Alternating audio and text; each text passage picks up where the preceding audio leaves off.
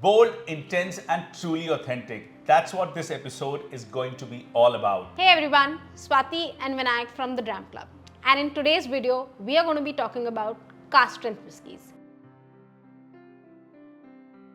These whiskies are in their purest forms, straight from the cask to the bottle, undiluted and untouched. So first things first, what exactly is a cask strength whiskey? Now, cask strength whiskey refers to something that has not been done to the whiskey. Usually in the whiskey making process, the ABV is brought down to the standard ABV range of about 40 to 43% by adding water to the whiskey. Whiskey is presented in its natural ABV.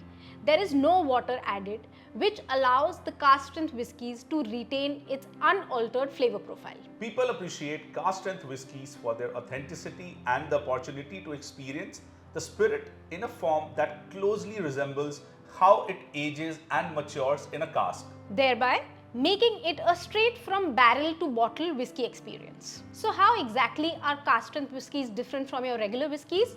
Well, on two counts. Cask strength whiskies are usually bottled at 50 or 60 or even higher ABV.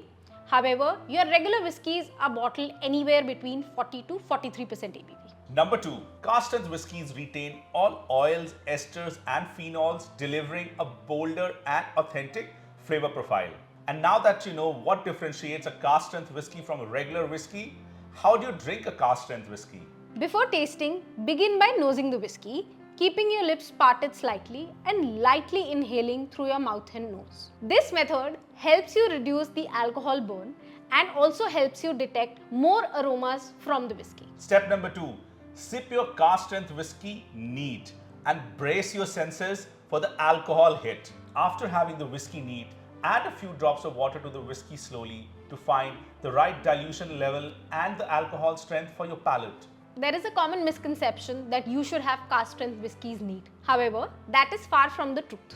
In fact, the beauty of cask strength whiskies is that you can control the dilution in the whiskey. So after all that information about cask strength whiskies and how to have them, let's taste two of the most popular and easily available cask strength whiskies in the world.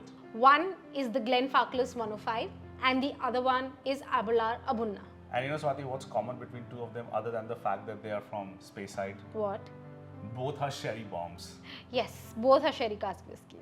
So if you love sherried whiskies, I think these two whiskies are a must in your bar. So Swati, without further ado, Yes. let's pour these exceptional whiskies. Yes. Let's take the lower ABV first. I think The lower ABV would be your Glenfarclas 105. While there isn't much difference, the 105 is 60% and Aberlour A'bunadh is 61.3%. Also, an important thing about Aberlour A'bunadh is, Swati, that every batch is different. So every ABV on batches will be very different. So someone would be 60, but usually it's in the range of, I think the lowest I have seen is about 59. Okay. And the max would be somewhere late 61 something. So, but that's typically the range that I have seen at least. Because it's cask strength, it will depend on the cask. Yeah. So also the Glenfarclas 105, the original Avatar was released in 1968, Okay. making it the first cask strength whiskey Oh. and making Glenfarclas the first distillery to release a cask strength whiskey. Interesting. But the fact that cork has sort of given away Yeah. tells you how old the bottle is. Glenfarclas 105 is an exceptional cask strength whiskey with a history that can be traced to 1968. So the story is that every Christmas, former distillery chairman George S. Grant would select a single cask for his friends and family, and this became a tradition. And that's how the Glenfarclas 105 was born, because he wanted to showcase the distillery's true character and flavor profile. Through releasing exceptional cask strength whiskies. Yes. Interesting. If you The glasses are poured. It is very tempting. look at the color on this whiskey, Yeah. I think you can just keep looking at the color. I think deep amber. Yes. It's like Copper. passion, Yeah. fire. It's almost like a sherry. Yes. It's like love. I think the color is really deep amber, copperish, Yes. right? Yes. It's very enticing. Yeah, let's nose. I can almost smell a sherry warehouse. It's like, date syrup. Oh wow, so much of raisins. Prunes, oh my god. Actually, nosing with an open mouth makes a lot of difference. Yeah. I'm also getting those intense spices, like the baking spices. Lots of brown sugar. That Oh. caramelized brown sugar. But there is a lot of nuttiness also coming through. Wow. I think it needs a little bit of water. Oh, that spiciness. Oh, Yeah. God. It's very intensely spicy. Oh. Like the sweeter notes have kind of taken a backseat.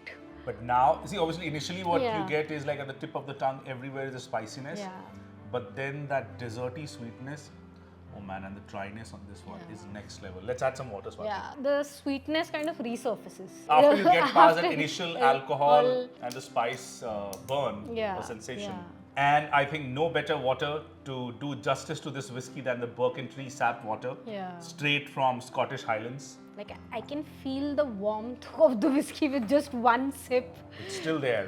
It's still there. The first sip that we Yeah, had. And yeah. you know, let's again nose it now. For me, the spiciness has intensified and the sweetness has kind of mellowed down a little bit. But it's now peppery. For me, it's like the chocolate, like or almond, slightly toasted almond or hazelnut Okay, that okay. is dipped in dark chocolate. I'm also starting to get a little bit of the citrus zest notes on this now. Oh, and the mouthfeel. Still after adding what? Oh God. So interestingly, also 105 is the only, while it's sold as 105, it's a non-age statement. Yeah. But at the back of the bottle, you see 10 years written on Yeah, it.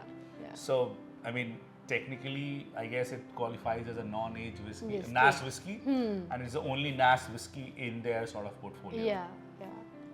And also, I think it's the youngest in the core range. I mean, if you consider it 10 years, because it starts from 12 years Yeah, and above. yeah. I've still not taken the third sip of this whiskey. Yeah. So here's a very interesting story I have to tell you guys about Glenfarclas Distillery. 2019, we were at the Speyside Festival, and during the festival, every distillery releases their own limited edition bottling. We went to the Glenfarclas Distillery for a tasting, and we sampled their festival edition for 2019. Swati liked it, and as usual, she was indecisive whether to buy or not. Yeah, So because we- it was 250 pounds. So I was So- just thinking whether I should buy it or not. So we left the distillery. Same day, we drove down about 35-40 miles from the distillery. We were up in Elgin. Swati decides she wants the bottle. And because it's a distillery edition, we had to do 40 miles again to buy that bottle. So, but that's a very, very special bottle. Yes, yes. So again, I think the intensity of this one is, because that's also cask strength. Cask strength, yes. It's a beautiful whiskey, and also I think what makes the distillery very, very special is that they no longer use any ex-bourbon cask. They only use sherry cask, Sherry. and not sherry seasoned. These are all ex-sherry barrels from the Jerez region in Spain, and most of them are either PX or Oloroso that they use. Yeah. Swati, the finish on this one. That's what It's I was. still there. You were talking, and that's what I'm thinking. Though I can still feel the spices, I can still feel the sweetness, I can still feel the intensity, and actually the dryness also. Oh wow, it's the best thing I've had in a while. There is a reason classics are classics. Christmas has just come for us, guys. It's exactly that feeling. Yeah. But that finish with this. But what are you getting on the finish, Swati? So I'm getting a lot of spices. Okay. It's definitely very spicy. It's warm. I think it's that warming sensation. Subtle notes of citrus zest that I'm Okay. getting. I'm getting a lot of chocolate, Okay. like dark chocolate, cocoa, little bit of that date jaggery kind of Okay. sweetness, which is Okay. not very sweet, but Okay. you know it is still there. So for me, the finish, I'm getting lots of dark chocolate, oak, Okay. pepper is there for sure. It's very long and dry. Right. You know, I'm also getting a hint of smoke, very gentle smoke, very, very gentle smoke, which is making it a really complex whiskey. Shall we move on to the next? Although I don't want to. I just want to keep enjoying this one, but yes, we should. A'bunadh means the original in Gaelic, and it was a tribute to the Aberlour's founder, James Fleming. Aberlour A'bunadh was first released in 1997 as a NAS whiskey or a non-age statement whiskey. Much of the contents of the bottle are aged between 5 and 25 years, and the extra age components are evident in the deep and rich character of the whiskey. For today's tasting, we have the Aberlour A'bunadh, batch number 076, bottled at an ABV of 61.3%. So Vinayak, I think the color is slightly lighter compared to the Yeah. Glenfarclas. This is 100% Oloroso sherry. Yes. So Aberlour A'bunadh was first launched in 1997, and since then I think every year there is a new batch. Yeah. So Swati, when did you first have Aberlour A'bunadh? I think I had it at your place only. Or like All Things Good, I am the ones who introduce people to All Things Good in their lives. No, not really, but yeah, I think I first tried Aberlour A'bunadh at your place and then at the Speyside Whisky Festival. Yeah. So at the Mashton, after they had done a whiskey and grill food pairing, Okay. we'd gone to talk to the bartender, Okay. and then he made me taste the Aberlour A'bunadh. Okay. So yeah, that one I distinctly But I remember. think one of the best things about A'bunadh is that it's fairly widely available at a lot of duty free. So if you're traveling, this is one whiskey and it's exceptional value for money. And I really don't think an Aberlour A'bunadh, depending upon which duty free you buy from, Indian duty frees are most expensive, by the way. No matter, even in spite of all the credit card deals that they give, they tend to still be the most expensive duty frees. But irrespective, even at an Indian duty free, I don't think an Aberlour A'bunadh is more than 7.5, 8 grand. Yeah. But that's the typical price range for an Aberlour A'bunadh. So 100% Oloroso sherry, cask strength, you get for like less than 10,000 bucks. It's a fabulous whiskey, Swati. So what do you think about the color on this one? I think copperish, dark golden, I would say. Yeah. That Like if you compare this with the... actually I wouldn't compare it because the Glenfarclas is watered. That's what, that's what I and, realized. But even on its own, I think if you look at it, it is dark gold, but tinge of copper. Yeah. Which is classic Oloroso. Yeah, exactly. Let's have a nose. Oh man. Oh, this is more desserty. Yeah, that's what I was about to say. This is lot more Christmas cake. More syrupy, more juicy. Yeah. And like the spices are there, but like they're very subtle in the background, not very intense. You know, just on the nose, I think that this is a lot more balanced whiskey compared to 105. Okay.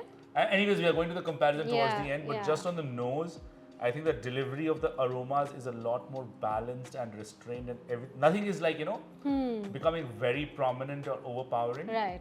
Let's have a sip. Yeah. Nothing is understated now. Yeah. It's like, wow, bomb. But I think the palate follows the nose. The desertiness or the syrupy notes also get intensified. And the spices also are still subtle, but obviously slightly more intense than what you feel on the nose. Compared to the Glenfarclas, where the spiciness was very intense. Yeah. I think this one is building onto the nose. That one was slightly more different and surprising on the palate from compared to what we were getting on the nose. With so much of nuts, so much of chocolate coming through, a lot of almonds. Oh man, this is like a proper Christmas cake. You know, one of the things I felt with Oloroso whiskies, like 100% Oloroso whiskies, is that towards the end you get that slight hint of eucalyptus or a mint kind of a note. Okay. I'm getting that in this. But again, yes, chocolate, some bitterness of a citrus zest or something like that is what I'm getting. This is the real Christmas in bottle. It's like so much of dates, raisins, prunes, all those dried fruits. Funnily, we've not felt the need to add water in this. Yes, I know, but I was going to suggest let's add some water so that we get some more aromas coming through as well. Yeah, I think the sweetness has kind of mellowed a little bit. Some of the more spicier notes. I'm now starting to get a little hint of smoke. Also, there is a general perception or apprehension about NAS whiskies that distilleries try to sort of obscure or make hide what they are trying, what is there in the bottle, right? I really don't think in this one, A'bunadh is trying to hide anything. Yeah. Like the whiskey is punching way above its price. Like it's so much flavor, like gamut of flavors coming through on this one. I'm short on words to describe. Like I'm having A'bunadh after ages. Even though the bottle is like some of it I've had. Right. But I've probably drunk it. I've not sat down and like appreciated it. But like today, it's like. And also, I think A'bunadh as a concept for me is true essence of cask strength, because every cask is different and therefore every batch is different and therefore every whiskey would taste different from its previous batch. Yeah. So I think that for me is the true essence of what a cask strength whiskey would really be. In fact, whiskey geeks across the world, sometimes they gather and they compare different batches of A'bunadh. Yeah. I wish I had that luxury of buying a batch of A'bunadh every year and keeping it, and someday in life trying You all of should. them together. I think that's a great idea. You know, every year all of you can do is buy a batch of A'bunadh every year. I'm pretty sure, Swati, if you buy, let's say, 10 different batches of A'bunadh, okay, in a sequence, Right. you have a good collectible there, and you'll make a killing in the secondary market. Take my word for it. What do you make of the finish on this one? So I think the finish is exceptionally long. Yeah. Those sweet desserty notes, raisins, dates, those stewed fruits like, you know, a fig or an apricot, something like that, with a little bit of baking spices that I'm Okay. getting. I think the drying sensation on this one also is there. It is not as intense as the Yeah. 105, but you still have that lingering in your mouth. So for me, the finish again, very long. I'm getting a lot of dark chocolate, Right, hints of hazelnut, and some amount of spiciness. right. For me, kind of like it will be more like cinnamon. But again, a very long finish, and as you said, it's not as drying Yeah. as the 105, which is also a good thing because Right. you don't want too much of dryness also happening, at least for me. So that was a quick review. So Swati, what do you make of both of them? What worked for you on Glenfarclas 105? What didn't work? Aberlour A'bunadh, what worked for you? What didn't work? I think I'll have to just go back to the Glenfarclas and have one more sip to kind of gather my thoughts. What I like about the Glenfarclas is, I think the sweetness and the spiciness both are very intense, and both are very, very distinct. Okay. Like you can clearly point out the sweet notes and the spicy notes very, very distinctly. You get a lot of red fruit kind of notes from it. So I think that for me is very, very good. And from a finish perspective, I think Glenfarclas lingers on way longer. So I think that's something that I'm liking about Glenfarclas. Aberlour A'bunadh, again, like I said, we discussed also, it's more harmonious, more well balanced. There's nothing really screaming for attention. When you nose it, you know, you get a good indication of what you're going to go get on the palate, and the palate really builds on to the nose. Whereas the spiciness on Glenfarclas is not very easy to detect, but it suddenly comes on your palate. So I think that's what I like about the Aberlour A'bunadh. So on the finish, I think the A'bunadh falls a shade shorter than the 105. Okay. And I would have liked it to have a longer finish. Yeah, so I think that's something I didn't like about it. But again, on their own, both are exceptional whiskies. So let me point out that what Swati is saying, shade shorter on the finish. Both of them have amongst the longest finish that you can try. It's just a subjective comparison. Yeah. So if you have to pick one, Swati, which one would you pick? I Just think- one. I You have $100 in your wallet. I think today 105 takes the, Oh, interesting. Okay. yeah. I think I'm liking the fact that it's like bold, intense, very Okay, loud flavors, long Okay. finish. So I'm liking that. got it. What about you? So for me, I think 105 is robust. It's more intense. It's screaming for attention. It's a fabulous whiskey on its Yeah, own. yeah. I love the spiciness. I love the warmth. If I like a really tight bear hug, 105 is a bear hug. Aberlour A'bunadh is a warm hug Okay. during the winters. For me, A'bunadh is more balanced. What to get on the nose. Right. Actually, the palate sort of pleasantly surprises me Okay. with its intensity. With the nose, it's not as intense. So the nose invites you, but the palate is like boom.